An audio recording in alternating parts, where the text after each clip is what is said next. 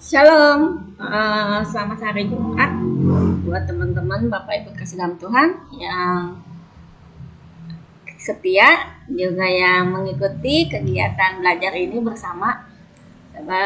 Sebenarnya dalam ketika saya membuat program ini, materi ini juga sebenarnya adalah hasil pembelajaran yang penggalian materi ya yang saya catat ya dan saya bagikan. Jadi sebenarnya intinya saya mereview apa yang saya dapat beberapa waktu yang lalu. Saya membuat catatannya, membuat pembelajarannya, saya buat slide-nya dan saya bagi ke Bapak Ibu kasih dalam Tuhan. Dan ada baiknya juga saya berharap ada feedback atau misalnya Bapak Ibu kita akan bertemu bersama, ada masukan, ada pertanyaan atau ada diskusi lebih lanjut atas satu topik atau satu konsep. Nah, itu akan sangat membantu saya dan kita secara keseluruhan untuk kita bisa menemukan kebenaran firman itu secara lengkap dan sempurna. Nah, terima kasih saya ucapkan lagi buat Bapak Ibu kasih Tuhan. Terima kasih buat Roh Kudus yang membantu saya sampai saat ini. Kita berdoa. Bapa yang Maha Baik, Tuhan Yesus dan Roh Kudus, ini waktunya saya dan teman-teman akan kembali belajar tentang firman Tuhan. Roh Kudus tolong pimpin saya ketika saya membagikan materi ini. Ya, karena Tuhan Yesus dipermuliakan, kalian makin jatuh cinta dan makin mengerti lebih lagi akan firman Tuhan dan mempersiapkan diri kami lebih baik untuk menyambut kedatangan Tuhan Yesus yang kedua. Terima kasih Bapa, terima kasih Tuhan Yesus, terima kasih Roh Kudus. Haleluya, amin. Oke, judul hari ini adalah judul hari ini adalah Roh Kudus dan Injil. Jadi materi hari ini, Jumat ini adalah kita akan membahas, saya ngajak Bapak Ibu, teman-teman masuk ke dalam keberadaan roh yang menyempurnakan, Roh Kudus yang menyempurnakan firman Tuhan yang kita udah pelajari, yang kita baca setiap hari, yang kita doakan, dan firman itu yang ada dalam diri kita masing-masing, dalam diri Bapak Ibu, juga saya, setiap orang kepunyaan Allah. Dan ini adalah topik dari satu keseluruhan, Yesus adalah Allah. Dan sebelumnya di Embau 91 saya membagikan yang ini ya, Yesus dan Roh Kudus. Dan yang 93 ini Roh Kudus dan Injil. Mungkin kalau ada pertanyaan Bapak Ibu, kenapa harus dibuat dua embau terpisah?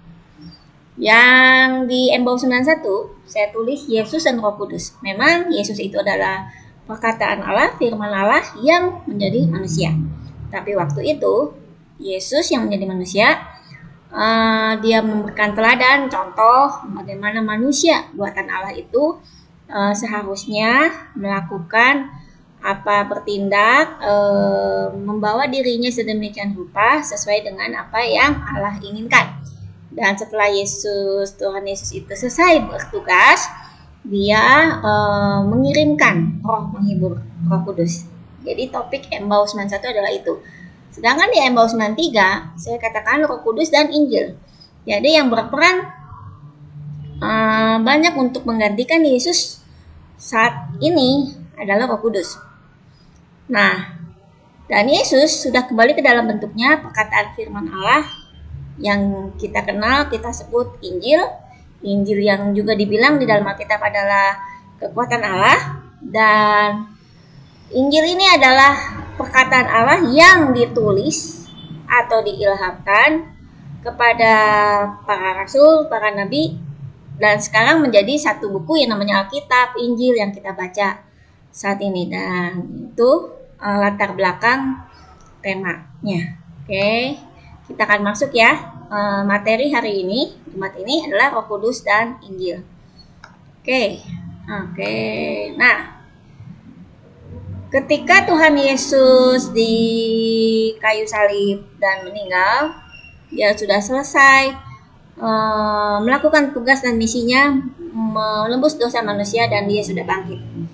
Dan tentu saja karena dia selesai melakukan tugasnya, Tuhan Yesus sudah bangkit, kembali lagi dia ke surga. Dan estafet tongkat pelayanan itu diserahkan kepada Roh Kudus, dan kita tentunya tetap masih membaca firman Tuhan yang dalam bentuk tadi Injil.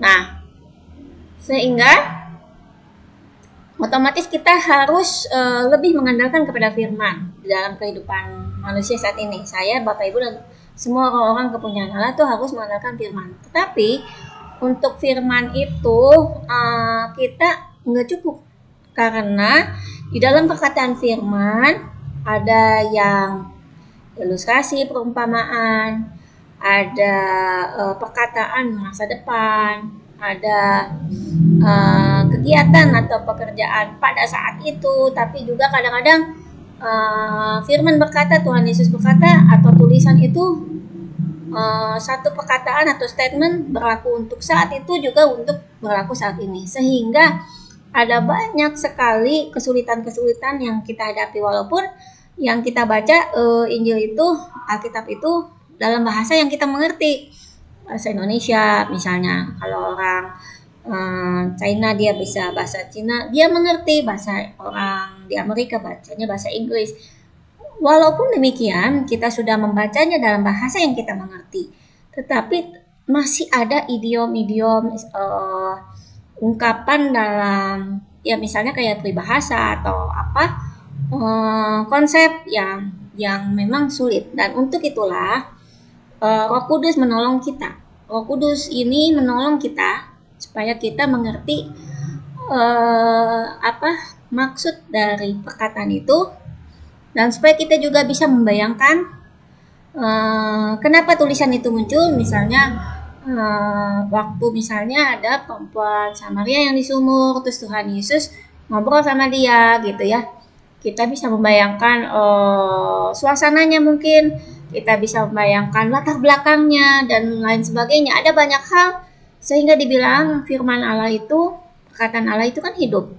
Dan Injil juga yang kita baca, walaupun tulisan, ketika kita bisa mengerti, memahaminya, mendapatkan bantuan dari Roh Kudus ini, kita akan bisa melihat roh firman itu, perkataan Allah itu sungguh hidup ketika kita baca. Dia mempengaruhi pikiran kita, hati kita, keinginan kita, kehendak kita.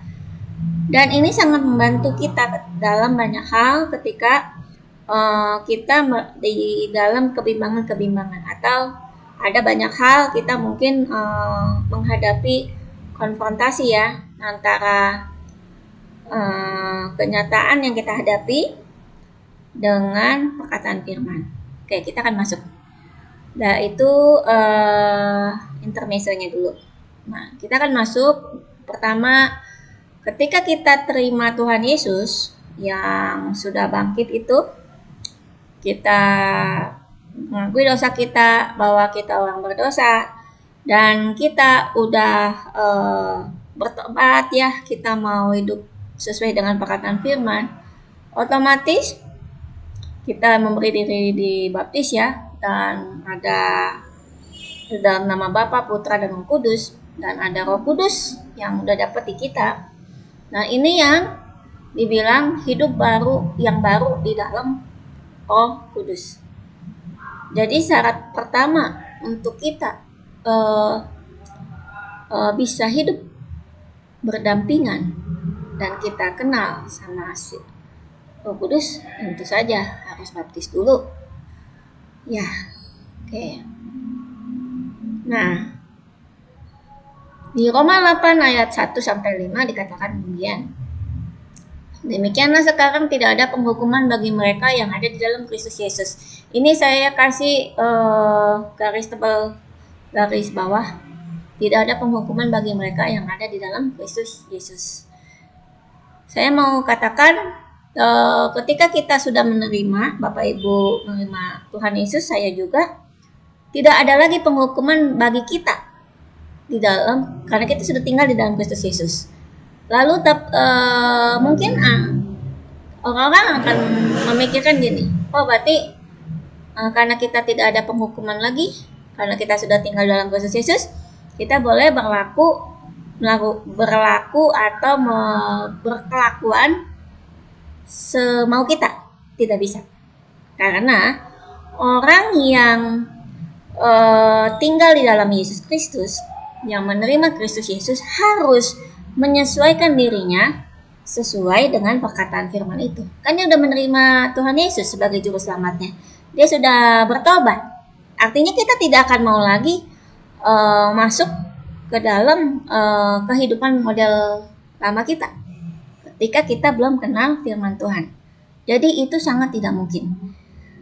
Yang mungkin adalah ketika kita manusia berdosa dan menerima Tuhan Yesus, kita akan mengalami yang namanya satu proses waktu yang berjalan, yang menolong kita, membentuk kita kembali dari orang yang berdosa ini. Lama-lama kita menjadi orang-orang kepunyaan Yesus yang sejati, yang melakukan kebenaran firman Tuhan. Memang kita tidak sempurna, tetapi secara waktu kita akan bergerak terus kepada Yesus, gambaran yang lengkap, dan kita akan semakin serupa sama Dia, sama Tuhan Yesus. Jadi tidak akan mungkin kalau kita bisa berlaku semau kita seperti zaman dulu. Itu tidak mungkin. Teori yang tidak mungkin dan pernyataan yang tidak mungkin. Ya, itu. Makanya juga Tuhan bilang, kalau misalnya mengasihi Yesus, orang-orang yang mengasihi Yesus, orang-orang kepercayaan Yesus, ya harus melakukan pekerjaannya, harus melakukan apa yang diperintahkannya, apa yang dia mau, apa yang dia kehendaki, gitu kan, harus sesuai. Nah, tetapi masalahnya adalah seperti tadi saya katakan, bahwa di perkataan Injil, Alkitab yang kita baca, banyak hal-hal sulit yang sulit untuk kita mengerti. Oleh itu, kita dibantu sama Roh Kudus. Dibilang, firman ini mengatakan Roh yang memberi hidup. Roh Kudus ini yang memberi hidup, menghidupi firman yang kita baca. Dan Dia memberi hidupnya bagaimana? Memerdekakan kamu dalam Kristus dari hukum dosa dan hukum maut. Roh yang memberi hidup telah memerdekakan saya, Mary, dalam Kristus dari hukum dosa dan hukum maut. Bapak Ibu juga bisa ganti nama Bapak Ibu. Nah, ketika kita terima Tuhan Yesus, ada Roh Kudus yang menolong kita untuk memahami Injil, memahami perkataan Tuhan Yesus. Ketika kita memahami perkataan Tuhan Yesus dan melakukannya, otomatis kita sudah dimerdekakan dari hukum dosa dan hukum maut. Karena kita harusnya udah ngerti kan? Ngerti perkataan firman, apa yang salah, apa yang benar, dan kita selalu mau lakukan yang benar. Dan kita udah tahu semua kelakuan jahat kita yang tidak benar, yang tidak sesuai dengan firman Tuhan, itu pasti akan masuk ke hukum maut. Dan kita kan orang-orang yang istilahnya mempunyai pikiran ya, kita dikasih kehendak. Kita akan pasti memilih, kita mau hidup yang baik.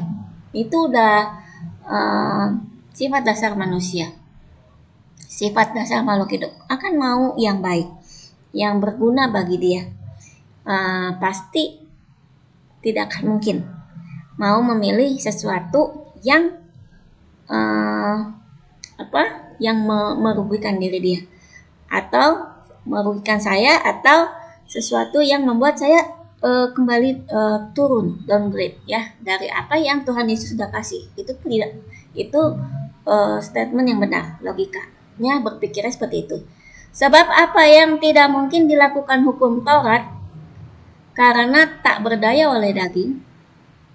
Dimaksud hukum Taurat yang gak mungkin dilakukan hukum Taurat. Hukum Taurat kan udah dibilang di 10 itu kan, 10 hukum Taurat. Nah, tidak berdaya oleh daging. Kenapa? Karena daging itu, waktu kita tidak kenal Tuhan Yesus, kita seperti terperangkap. Kita tahu itu tidak benar, itu tidak boleh, tapi kita seperti terdorong-dorong untuk melakukan perbuatan itu. Dan hukum Taurat bilang sebab apa yang tidak mungkin dilakukan hukum Taurat. Maksudnya apa yang tidak mungkin dilakukan hukum Taurat?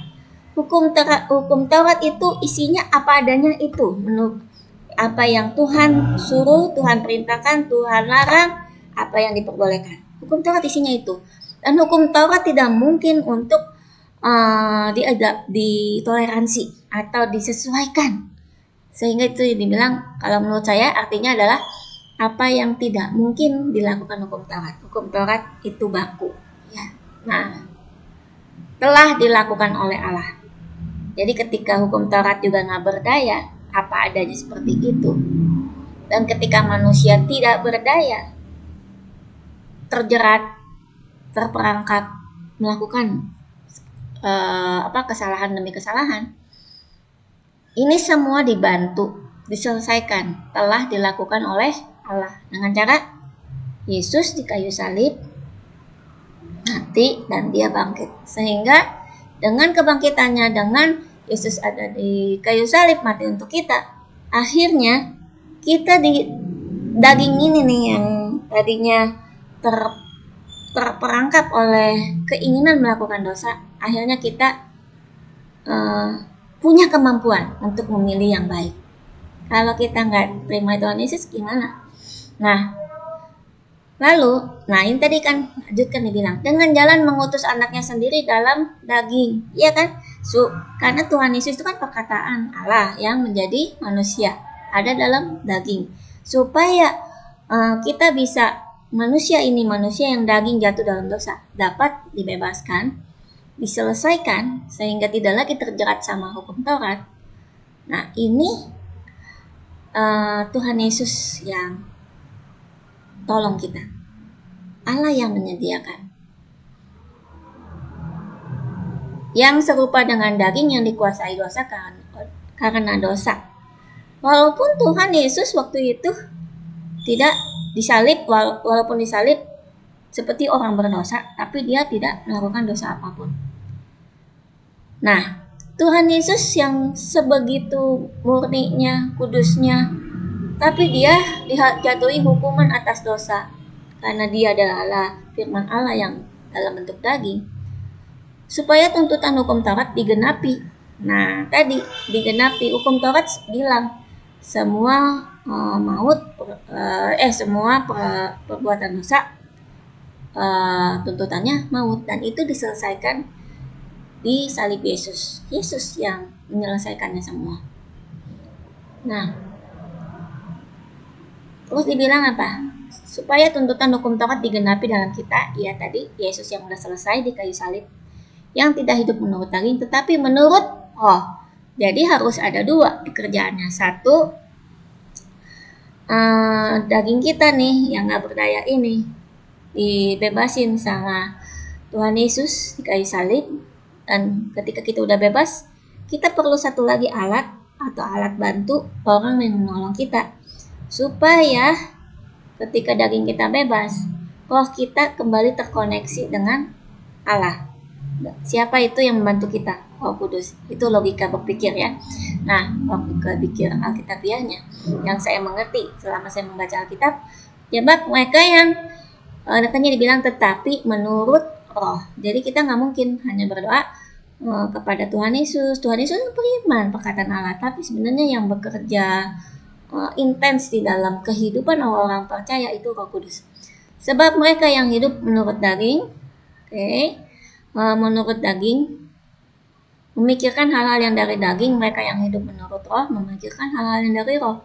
Sehingga ketika kita menerima Yesus dan roh ada dalam kita kembali diperhadapkan, saya, Bapak, Ibu, teman-teman Sion, kembali diperhadapkan untuk bisa mengenali mana perbuatan daging, mana perbuatan roh.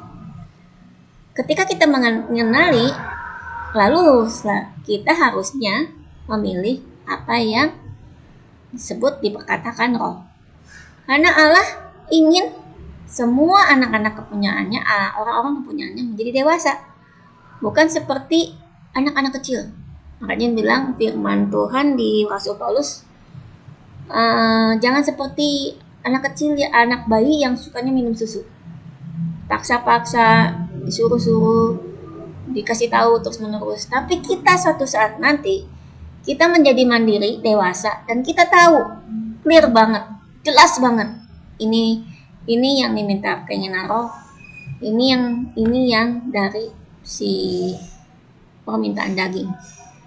Tentu saja kita udah mengerti, dan roh itu menolong kita kalau kita bergaul erat dengan firman, membaca firman, beribadah dengan benar, teratur. Terus kita juga berkomunikasi, mempunyai hubungan yang baik dengan Roh Kudus, kita akan mampu melakukan pilihan-pilihan hidup sesuai dengan kebenaran firman, sesuai apa yang dengan keinginan Roh. Jadi pertama, di dalam firman Roma 18 dan 5 ini, pertama adalah Roh Kudus itu memberi hidup. Dia memberi kehidupan atas firman yang kita baca, supaya apa pekerjaan yang Tuhan Yesus sudah tuntaskan di atas kayu salib itu bisa tinggal menjadi daging buat kita. Daging dari firman, bukan daging dari hasil persetubuhan manusia. Kedua, orang-orang yang telah menerima Yesus dan salibnya hidup menurut keinginan Roh, memikirkan apa yang dari Roh. Jadi ketika kita benar-benar tinggal di dalam Tuhan, otomatis kita akan tergerak, terdorong, termotivasi ya untuk kita melakukan apa yang Roh inginkan. Itu udah otomatis. Jadi tidak mungkin orang tadi dibilang karena tidak berdaya tadi ya oleh hukum Taurat. Itu udah selesai. Oleh Roh Kudus malah dibantu jadi hidup.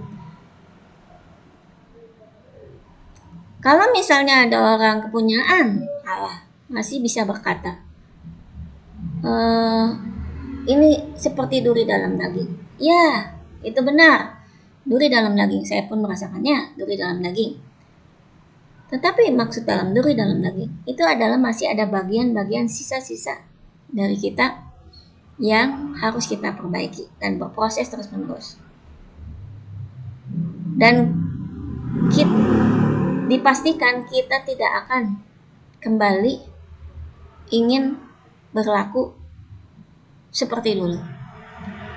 Dan ada banyak hal Roh Kudus akan sangat korektif, mengkoreksi kita sedemikian rupa. Mungkin kadang-kadang kita akan menjadi malu sendiri. Dan dia sangat detail, sangat teliti ya. Roh Kudus mengkoreksi saya, mengkoreksi Bapak Ibu. Karena Tuhan Yesus sudah pastikan, Roh Kudus Allah ingin pastikan. Makanya ada Roh Kudus itu supaya kita sesuai dengan standar kualifikasi apa yang Allah mau. Kemudian di Roma 8 ayat 6 sampai 10 bilang begini. Karena keinginan daging adalah maut, saya kasih warna merah. Keinginan roh adalah hidup dan damai sejahtera. Sekali lagi, berarti beneran. Ketika kita makin pandai, kita punya kemampuan memilah, memastikan, oh ini keinginan daging, ini keinginan roh, kita akan tahu mana yang kita pilih. Dan kita memiliki kesadaran penuh, oh ini maut, ini saya mau hidup dan damai sejahtera. Dan ketika kita memang ingin hidup dan damai sejahtera, saya ingin hidup dan damai sejahtera, otomatis nggak ada opsi lain, hanya melakukan keinginan roh. Sebab dibilang keinginan daging adalah perseteruan terhadap Allah. Perseteruan terhadap Allah. Ya, karena semua yang keinginan daging, kehidupan modal lama kita, itu adalah sesuatu yang Allah tidak suka. Kenapa Allah nggak suka? Karena keinginan-keinginan ini membuat orang-orang kepunyaan Allah itu tidak lagi bisa mendekat kepada Allah. Dia jadi kotor lagi, padahal dari udah dibersihin oleh firman Tuhan, udah oleh salib Yesus ya, darah Yesus. Dan dikatakan lagi, mereka yang hidup dalam daging tidak mungkin berkenan kepada Allah. Ya, pasti semakin menjauh. Ingat waktu Adam dan Hawa di Taman Eden, mereka awalnya dalam penciptaan, mereka punya tubuh kemuliaan. Ketika mereka jatuh dalam dosa, dosanya masih sedikit waktu itu, tapi mereka begitu ketakutan dan menjauh bersembunyi ketika Allah mencari. Dan ketika mereka keluar dari Taman Eden, kejahatan yang dilakukan manusia tambah banyak. Awalnya hanya melanggar perintah Allah yang sepele, jangan makan pohon pengetahuan yang baik dan benar. Dan dengan entah mengapa Adam dan Hawa bersembunyi, gak mau, itu takut sekali. Tapi ketika keluar dari Taman Eden, tambah banyak yang dilakukannya. Kita akan lihat waktu itu Kain membunuh adiknya Habel karena keiri hatian. Allah menerima persembahan Habel, tapi Allah tidak berkenan dengan pemberian dari Kain. Tapi Kain hanya iri hati saja. Kain tidak memikirkan alasannya kenapa Allah gak suka ya sama persembahan saya. Dan itu harusnya kita punya kemampuan berpikir lebih dalam. Kenapa misal ya kita misalnya kita ada di satu aspek keinginan daging, perbuatan daging yang kita nggak bisa lepas-lepas. Kita diberi kepintaran otak untuk berpikir ya, pastinya mencari tahu akar persoalannya. Kenapa kita nggak bisa lepas dari keinginan itu. Misalnya saya suka pornografi, contoh. Ada orang suka pornografi, itu padahal membuat dirinya nggak kudus kan, kotor. Dia tahu itu tidak berdosa, tetapi dia terus melakukannya. Dan dia minta ampun, ya Tuhan ampuni. Dan dia terus berdoa, Tuhan, Roh Kudus tolong bantu saya supaya saya tidak jatuh lagi dalam sini. Tapi tetap aja kan, kita kalau nonton tayangan YouTube, sinetron, itu banyak sekali tebakan-tebakan drama percintaan dan lain sebagainya. Aduh ya, itu susah dipilah gitu ya. Apa yang membuat itu kita menjadi sangat sulit? Cari akarnya. Salah satunya adalah karena ada benih-benih kotor.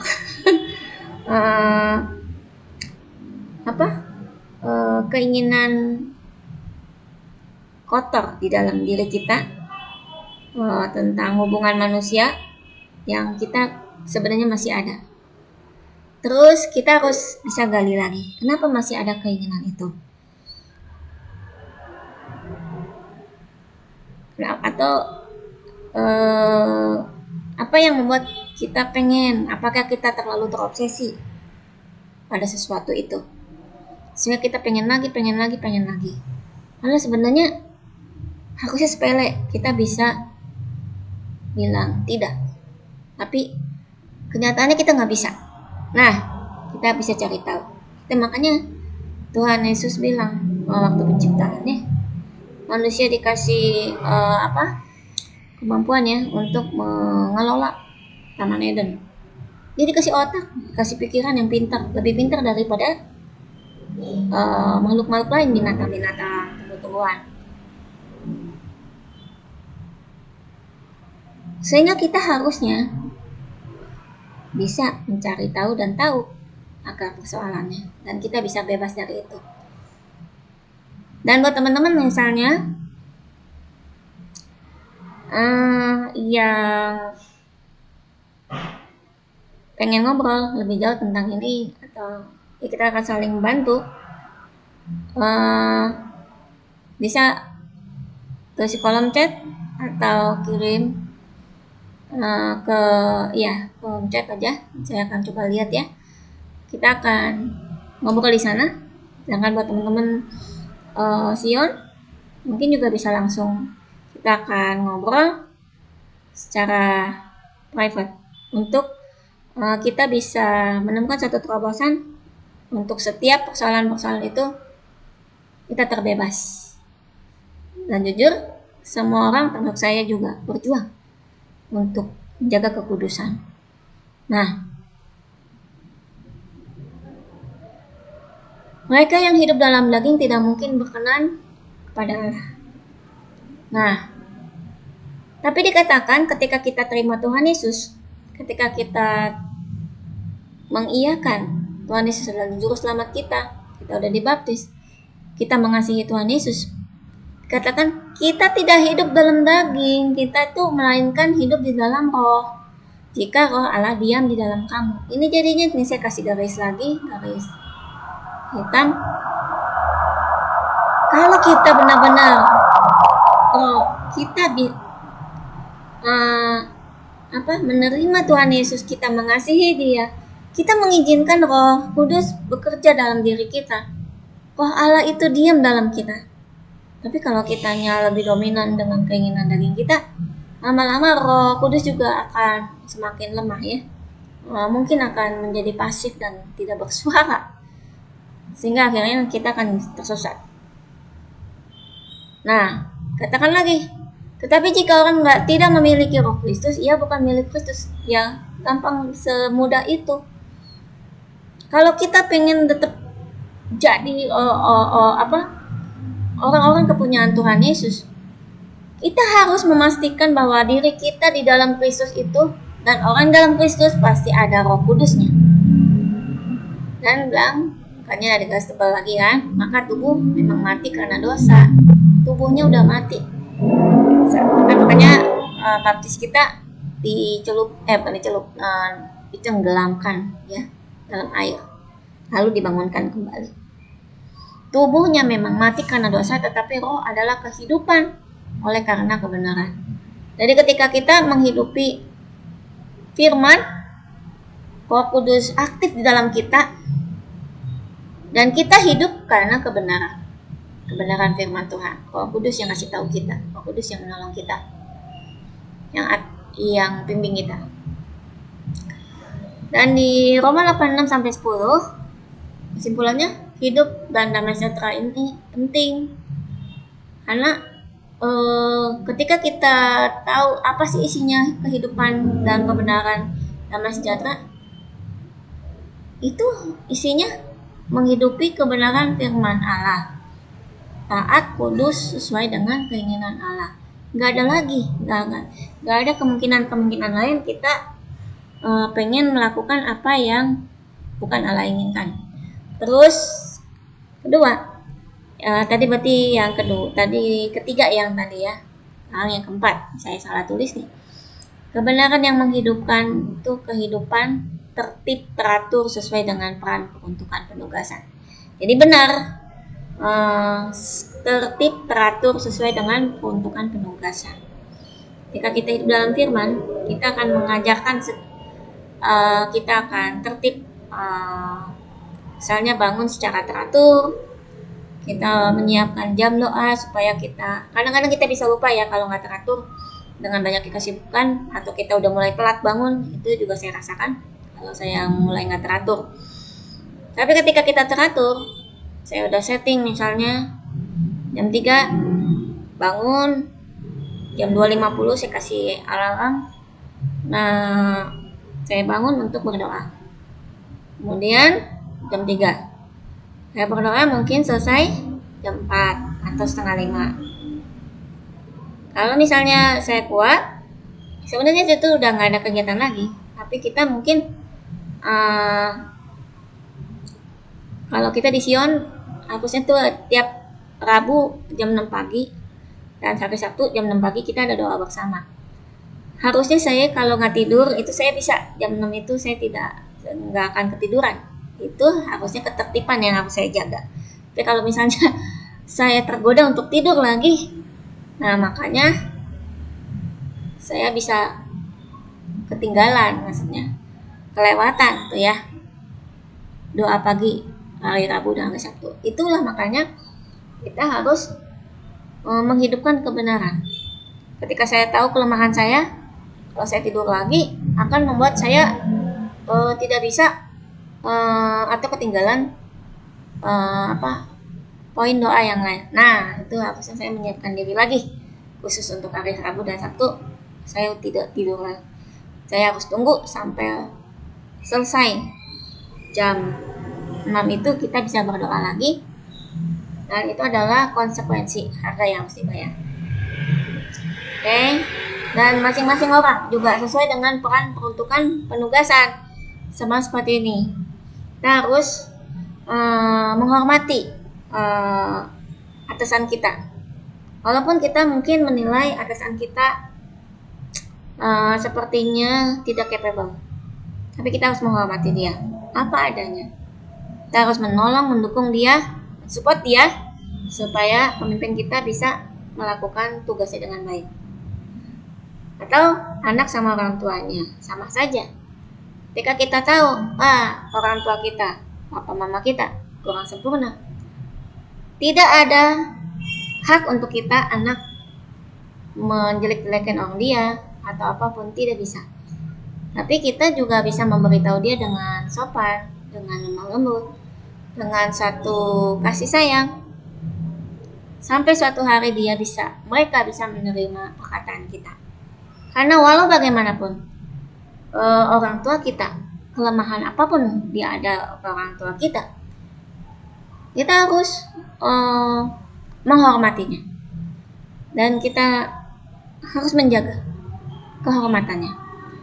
Dan mungkin juga kan dari zaman dulu orang tua kita mungkin pendidikannya juga mungkin tidak setinggi kita, karena orang tua kita zaman dulu mungkin paling tinggi SMA ya, paling tinggi, tapi paling banyaknya SMP dan SD. Lalu anak-anak zaman sekarang kan sekolahnya udah tinggi-tinggi, minimal S1, S2, S3. Tapi apakah kita bisa menganggap remeh orang tua kita karena yang pendidikannya di bawah kita? Tidak bisa. Kita tetap harus menghormati orang tua kita dan mendengar apa yang dia katakan. Walaupun mungkin ada peraturan-peraturan atau ajaran-ajaran yang tidak sesuai, yang tidak masuk akal, tapi kita akan diberi hikmat oleh Roh Kudus untuk memberitahu kepada orang tua kita atau bos kita tentang sesuatu itu. Peruntukan penugasan. Dan juga ketika ingat waktu kejadian Samuel dengan Raja Saul. Ketika orang Israel dan Raja Saul tertekan, terdesak oleh orang Filistin ya, mau kalah. Raja Saul bilang supaya dia menang harus mempersembahkan korban bakaran kepada Allah. Tapi perintahnya adalah korban bakaran itu hanya bisa dilakukan oleh Nabi Samuel, nggak boleh dilakukan oleh Raja Saul. Tapi karena Raja Saul melihat si Samuel ini, Nabi Samuel kok datangnya terlambat dan dia takut telat, jadi dia yang kerjain. Tidak bisa. Tuhan Yesus langsung, Roh Kudus Allah marah saat itu, dan Raja Saul langsung ditolak keberadaannya sebagai raja bagi orang Israel. Di situ kuasa Allah mundur daripada dia, harus kembali kepada peruntukannya. Tidak boleh diwakilkan, diterobos atau kita toleransi, nggak bisa. Tunggu sesuai dengan aturannya, sesuai dengan peran peruntukan penugasan. Nah, berhubungan dengan itu juga dibilang di Roma 8:13 ayat 20 bilang Kristus Yesus itu sebagai batu penjuru. Kristus Yesus itu firman Allah menjadi manusia, yang udah mereka tolak, mereka buang, mereka nggak mau pakai orang Israel ya tentunya waktu itu. Tetapi Kristus Yesus ini menjadi batu penjuru, yang batu yang melontahkan, ya istilah pakai bahasa saya ya, kebenaran firman, kuasa firman, kebenaran Allah ini sampai kepada bangsa-bangsa di luar Israel. Batu penjuru. Orang Israel nggak mau dengar, tapi orang-orang bangsa lain mau dengar. Siapa bangsa-bangsa lain itu? Saya, Bapak Ibu dalam Tuhan. Ya pasti. Itu ya. Roma 8 ayat 13 sampai 20. Tapi sekarang di dalam Kristus Yesus, kamu yang dahulu jauh sudah menjadi dekat oleh darah Kristus Yesus. Kenapa dibilang jauh? Kamu jauh. Iya, dulu kita nggak ada yang membebaskan kita dari dosa daging dulu gitu loh. Tuntutan si hukum Taurat itu jauh, jadi kita kan dulu makin jauh hubungan kita dengan Tuhan. Tapi setelah Tuhan Yesus mati di kayu salib, Dia membebaskan, dan tuntutan hukum Taurat sudah diselesaikan di kayu salib Yesus, kita jadi dekat lagi sama Allah. Karena Dialah damai sejahtera kita yang telah mempersatukan kedua pihak. Nah ini, Bapa dan kita bisa kembali bersatu. Gak seperti Adam dan Hawa yang masih ngumpet, dipanggil Allah masih ngumpet gitu. Tapi kita udah enggak, udah dipersatukan oleh salib Yesus, dan telah merubuhkan tembok pemisah, tembok yang memisahkan, perseteruan. Jadi tadi kan dibilang keinginan daging itu perseteruan bagi Allah. Kita udah tahu kelemahan diri kita. Tadi kita dikasih kemampuan untuk memperbaiki diri ya. Nah itu dibilang tembok pemisahnya dihancurin. Kita udah lagi gak terperangkap oleh keinginan daging yang membuat kita terus menerus jatuh dalam dosa. Sebab dengan matinya sebagai manusia telah membatalkan hukum Taurat dengan segala perintah dan ketentuannya. Tadi juga sudah dikatakan kan, untuk menciptakan keduanya menjadi satu manusia baru di dalam dirinya. Menjadi manusia baru kita, manusia baru. Saya, Bapak Ibu, dalam Tuhan itu adalah manusia baru. Setiap orang yang menerima perkataan firman, menerima Yesus sebagai juru selamat yang sudah dibaptis, Yesus adalah Yesus, kita tuh adalah manusia baru. Dan mengadakan damai sejahtera, seketika kita mendapatkan damai sejahtera dari Allah yang memperdamaikan keduanya dalam satu tubuh dengan Allah oleh salib. Jadi sebenarnya tubuh kita udah nyatu sama salib Yesus. Karena kita udah menyatu dengan salib Yesus itu, makanya tidak mungkin lagi kita mau kembali kepada kelakuan lama kita. Itu makanya ada Roh Kudus. Roh Kudusnya harus aktif selalu untuk kita selalu bisa berkomunikasi sama Dia, supaya kita untuk tetap ingat nih, kita udah bersatu dengan Yesus. Ia datang dan memberitakan damai sejahtera kepada kamu yang jauh. Dia yang jauh, damai sejahtera kepada mereka yang dekat. Jadi waktu belum terima Tuhan Yesus, banyak orang menyampaikan kabar firman Tuhan. Sama seperti saat ini, buat teman-teman yang mendengarkan embau ini dan belum mengenal Tuhan Yesus, belum terima Tuhan Yesus, dikatakan kita ini sedang membagikan damai sejahtera pada kamu yang jauh. Karena kamu belum terima Tuhan Yesus kan? Kamu yang jauh. Dan juga damai sejahtera kepada mereka yang dekat. Kita lagi ya sesama anak-anak Tuhan, kita lagi membagikan nih, Bapak Ibu dan saya, teman-teman, kita semuanya lagi membagikan damai sejahtera buat kita yang udah dekat, kita yang udah ada dalam komunitas, punya anak-anak kepunyaan Allah, orang-orang kepunyaan Allah. Dan karena oleh Dia, kita kedua pihak dalam satu roh beroleh jalan masuk kepada Bapa. Gak ada pendapat lagi. Demikianlah kamu. Jadi ketika kita belum terima Yesus, itu baru pemberitaan damai sejahtera. Supaya bukan berubah fungsinya dari damai sejahtera menjadi sesuatu damai sejahtera yang ada di dalam kita. Kita harus menjadi dekat. Nah, kita harus dibaptis, terima Tuhan Yesus, bertobat. Nah, dibilang demikianlah kamu, bukan lagi orang asing dan pendatang. Tadi kan baru pemberitaan buat orang-orang jauh. Tapi kita, ketika kita udah dibaptis, kita udah terima salib Yesus, kita dikatakan bukan lagi orang asing atau pendatang. Kita tuh adalah kawan sewarga dari orang-orang kudus. Saya, Bapak, Ibu, teman-teman, semuanya kawan sewarga orang-orang kudus. Anggota-anggota keluarga Allah.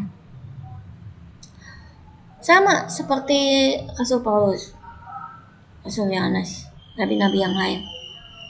Yang membedakan adalah ya pekerjaan mereka banyak, pekerjaan saya masih sedikit. Dan apa yang mereka udah lakukan lebih banyak mungkin kita masih belum. Dan kita masih harus terus melakukan apa yang menjadi bagian kita. Tapi sebenarnya kita adalah kawan sewarga dari orang-orang kudus, anggota-anggota keluarga Allah yang dibangun atas dasar para rasul dan para nabi, ya kan? Tadi dengan Kristus Yesus sebagai batu penjuru. Jadi apa yang firman Tuhan rasul-rasul katakan, hakim-hakim katakan, yang kita perkatakan, yang kita beritakan dan kita ceritakan, semua tentang Tuhan Yesus, batu penjuru. Dan fungsi batu penjuru itu dibilang batu, jadi batu penjuru. Dia fungsinya mempersatukan kedua pihak, yang dekat dan yang jauh. Yang tadi berseteru dengan Allah, sekarang udah enggak lagi. Dipulihin. Kita berdosa dipulihkan jadi warga kerajaan surga. Kedua, merubuhkan tembok pemisah. Jadi tuntutan hukum Taurat tadi udah diberesin. Damai sejahtera. Buat manusia yang jauh dan manusia yang dekat, semua dapat tahu. Kita didorong, ditarik untuk mengenal Tuhan Yesus. Setiap orang itu kepunyaan Allah, pasti adalah kawan sewarga yang dibangun atas dasar para rasul, para nabi, dan pengajar firman Allah. Dan Bapak Ibu yang udah terlibat, yang udah punya kenyang Allah, udah lama, ayo kita harus terlibat lebih jauh, menolong teman-teman sekitar kita untuk mengenal Allah. Ini juga adalah demi kebaikan kita juga. Ketika kita menyelesaikan tugas kita, kita kasih tahu semua orang untuk ikut firman Allah, mengenal Allah. Kehidupan di bumi ini akan jadi lebih baik dibanding kita hanya menikmati kebenaran firman atau berlaku benar sendiri. Itu kehidupan kita akan semakin berat karena lingkungan kita nggak mengenal Allah, kita mengenal Allah. Jadi supaya kedepannya kehidupan kita bersama Tuhan Yesus bersama Allah ini menjadi dekat, kita harus kabarkan baik ini dan minta hikmat sama Roh Kudus bagaimana caranya kita menolong orang-orang sekitar kita supaya mereka bisa kenal firman Tuhan. Dan gereja, saya Bapak Ibu percaya Tuhan, kita ini tuh gereja tubuh Kristus yang punya otoritas surga. Jadi adalah kuasa Allah yang dibagikan buat orang-orang kepunyaannya dan tidak terbatas pada satu orang individu, tidak terbatas. Dia cuma kasih buat satu orang yang capable banget, yang lain enggak, semua dikasih. Tapi masalahnya ada yang sudah bisa menggunakan, ada yang belum digunakan atau tidak, atau pasif namanya. Roh dikirimkan berdiam di dalam kita masing-masing, diisi pada kita masing-masing untuk memberdayakan kita supaya kita bisa bekerja dalam supranaturalnya Allah, kuasa Allah bisa terjadi buat mereka juga. Jadi tadi kan bilang kita harus menolong teman-teman kita. Jadi jangan cuma buat diri sendiri. Kita menjadi saksi yang membagikan kabar baik ke seluruh bumi.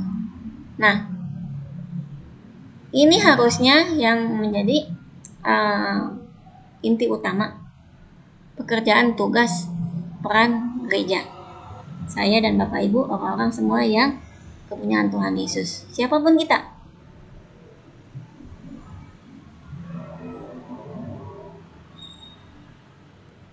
Ini harus dilakukan. Ketika kita bisa melakukannya, ini menolong diri kita sendiri. Yohanes 10 ayat 10 bilang, pencuri datang hanya untuk mencuri, membunuh, dan membinasakan. Ketika kita nggak berbagi, itu iblis, bapak dari penipu. Ada celah-celah dia lihat. Dia mengambil, dia akan membuat tipuan demi tipuan di kepala kita, sehingga kepasifan atau kita seperti mau di zona nyaman sendiri, itu akan melunturkan warna hubungan kedekatan kita dengan Tuhan. Nanti bilang, aku datang supaya mereka mempunyai hidup dan mempunyai dalam segala kelimpahan. Izinkan Tuhan Yesus datang setiap hari kepadamu. Kok bahasanya seperti itu ya? Mungkin teman-teman akan bingung.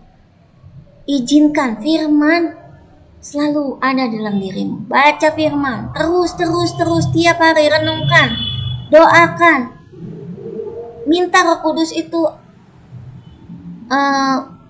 bergerak aktif dalam kita, supaya kita punya hidup di dalam tadi keinginan Roh Kudus yang aktif, dan kita mempunyai dalam segala kelimpahan. Apa? Damai sejahtera. Tadi kan iman.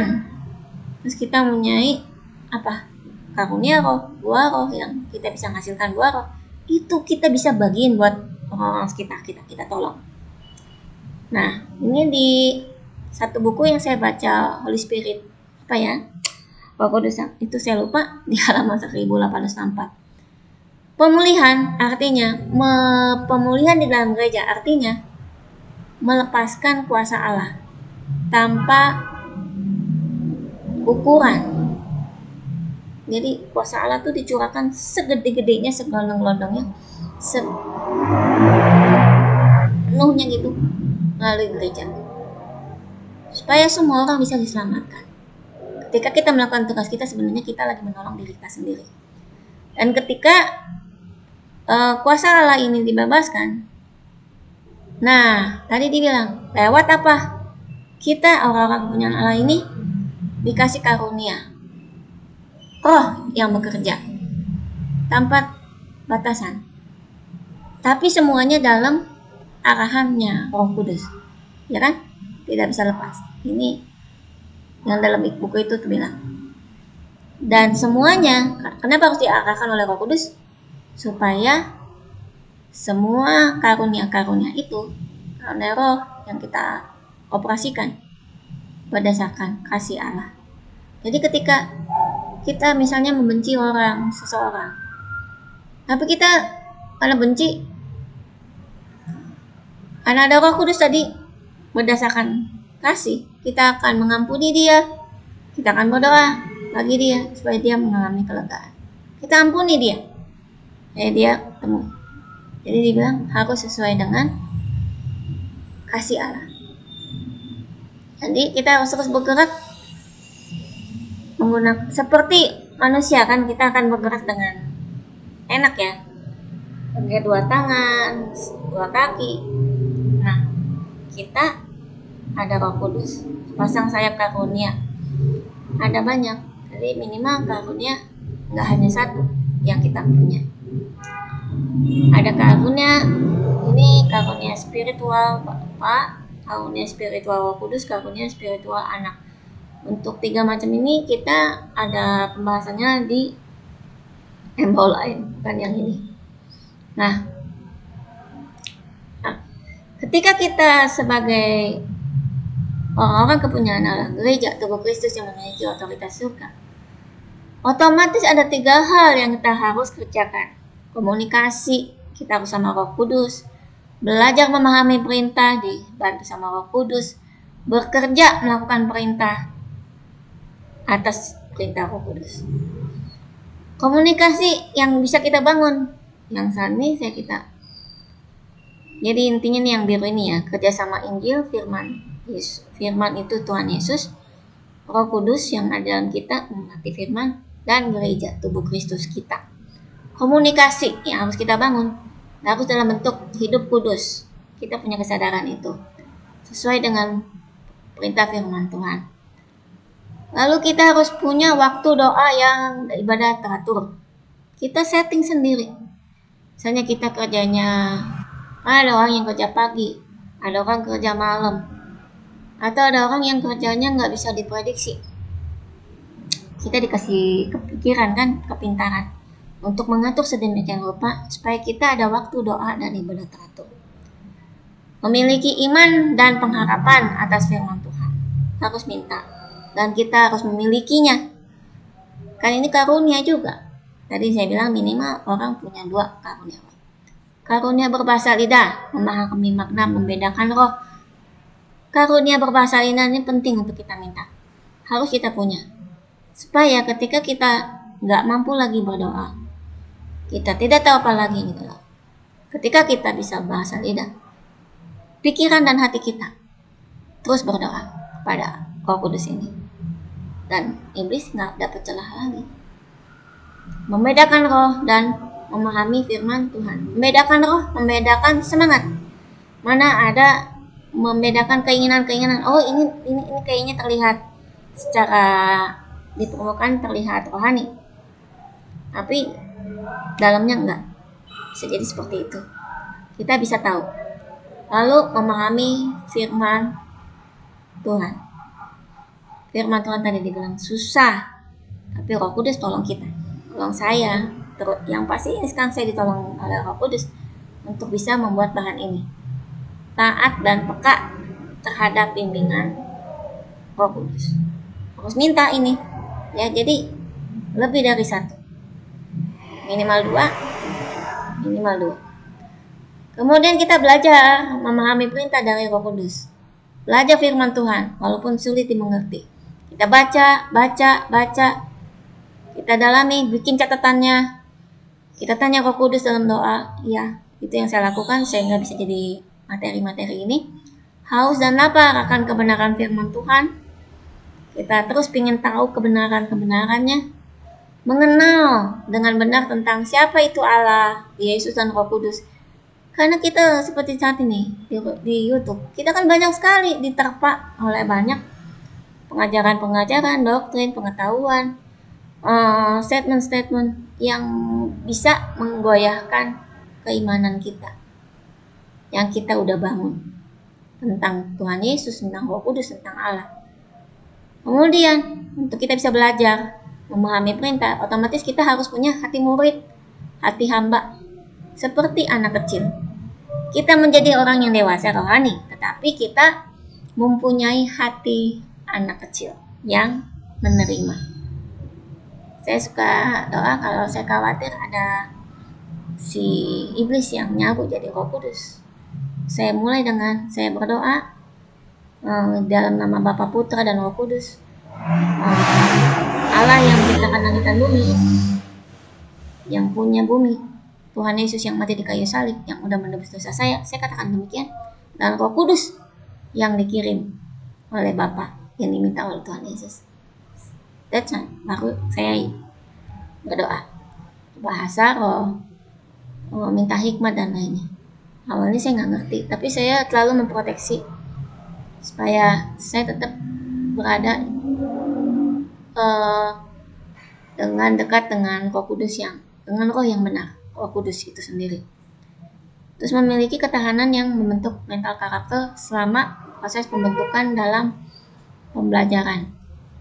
Ketahanan membentuk mental karakter. Ini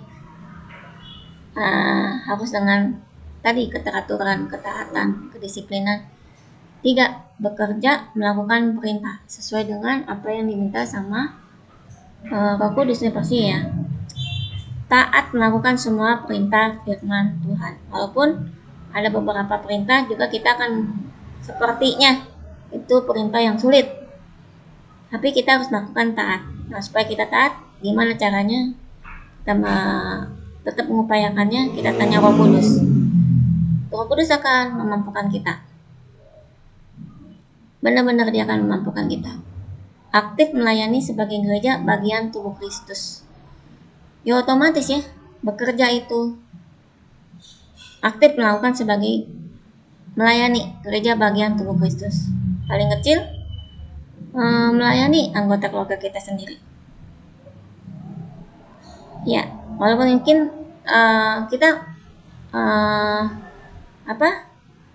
lalu kita mungkin belum tergabung dalam satu pelayanan mana-mana gereja, tapi pertama kita bermula kita harus melayani keluarga kita, orang-orang sekitar kita. Ini sangat berarti sekali ya buat teman-teman yang mungkin beragama Kristen, mengenal Yesus, atau orang Kristen sendiri di dalam satu rumah, di dalam satu komunitas gitu ya.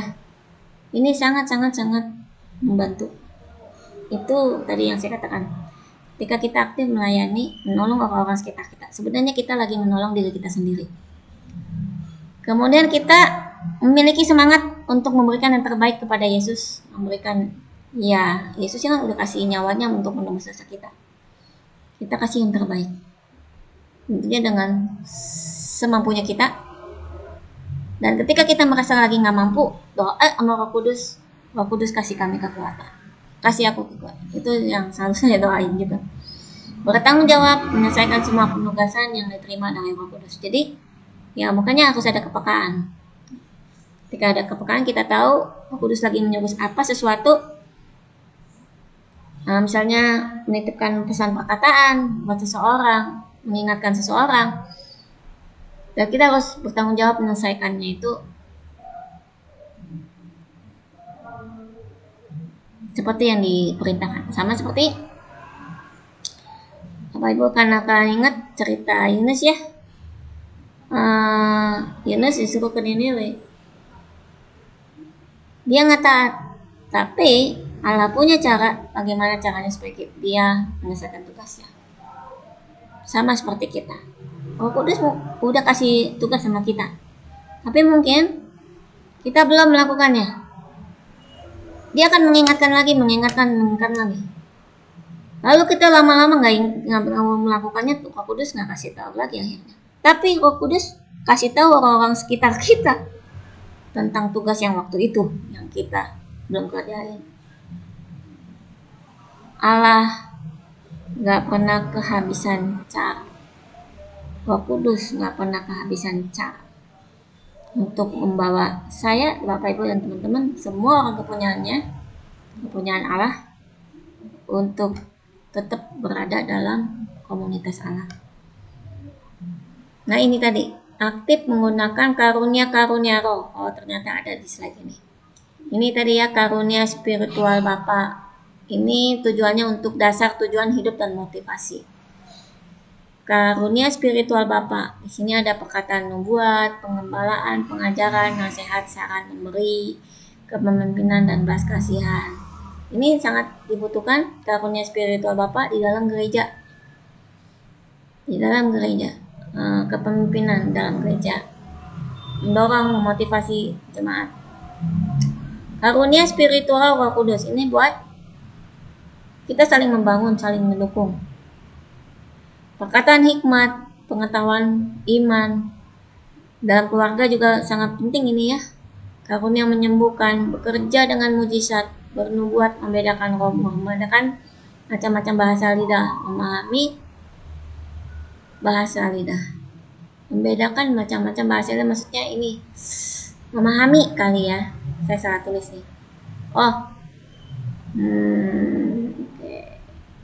Bisa berbahasa lidah, bukan membedakan. Karena bahasa lidah itu memang macam-macam ya, masing-masing orang. Nggak bisa dikursusin, semua dari Tuhan. Karunia spiritual anak ini memperlengkapi dan fasilitas tubuh gereja. Semua pelayan-pelayan jadi rasul, jadi nabi, penginjil, pastor, misionaris. Dan ada kemuliaan spesial. Ada orang hospitality, orang yang melihat kebutuhan di komunitasnya. Hospitality misalnya menyediakan makanan bagi yang membutuhkan, transportasi dan lain sebagainya. Hidup selibat misalnya pengen ada yang hidup dengan firman Tuhan dan mengambil keputusan untuk hidup tidak menikah lagi. Kemudian ada juga kemuliaan lagi martyrdom demi sekali Yesus tetap Yesus misalnya, dengan itunya nyawa, ya itu martyrdom. Nah, kita akan terakhir kesimpulan Roh Kudus dan Injil. Pertama, tentang Roh Kudus. Roh Kudus ini menghidupi kebenaran dari hasil untuk menyempurnakan hasil firman Allah yang ada dalam diri kita, orang-orang kebenaran Allah. Keinginan Roh Kudus itu ketika itu firman udah disempurnakan, kita akan mengerti keinginan Roh Kudus, hidup dan damai sejahtera. Hidup dan damai sejahtera. Isinya cuma ketertiban, keteraturan, kesesuaian, peran, peruntukan, penugasan. 3. Firman Allah yang sempurna sudah menjadi batu penjuru Kristus Yesus, mempersatukan lagi kita sama Allah. Dirubuhkan tembok-tembok pemisah yang membuat kita bersembunyi jauh dari Allah karena kita buat dosa. Itu diruntuhkan. Dan semua tuntutan sudah diselesaikan di kayu salib. Tubuh Kristus yang aktif menggunakan karunia-karunia roh dalam pelayanan, di dalam kita di gereja, baik di rumah, baik di lingkungan pekerjaan atau komunitas kita. Tuhan bisa pakai mana saja. Dan satu, ketika kita hidup dalam kebenaran firman, kita udah ditebus. Kita secara logika yang benar, kita tetap akan memilih apa yang baik bagi kita. Apa itu? Memuliakan Tuhan, hidup dalam kebenaran firman yang memberikan hidup dan damai sejahtera. Itu buat saya. Bagaimana buat Bapak, Ibu, teman-teman? Akhirnya kita sampai ke akhir. Jumat depan kita akan membahas Roh Kudus yang berduka. Kita akan berdoa. Bapa yang Maha Baik, Roh Kudus, Tuhan Yesus, terima kasih yang telah menolong saya dan teman-teman saat ini. Bapak Ibu yang mendengarkan, kami mendengarkan firman di dalam nama Tuhan Yesus. Biarkan kami semua yang mendengarkan firman, kebenaran firman, Roh Kudus yang memberikan hidup dan damai sejahtera, dah di dalam saya, Bapak Ibu kasih Tuhan. Kamu yang buat para pendengar yang baru, pertama mendengar tentang firman Tuhan Yesus, terimalah kebenaran firman Tuhan. Biarkan, izinkan Roh Kudus bekerja di dalam hatimu, pikiranmu, pengetahuanmu, kehendakmu, dan Dia menuntunmu sampai engkau menerima Yesus seutuhnya. Mempertemukan teman-teman ini orang-orang yang dapat membantu mereka mengenal Yesus. Haleluya. Amin. Oke. Selamat hari Jumat. Tuhan Yesus memberkati. Salam.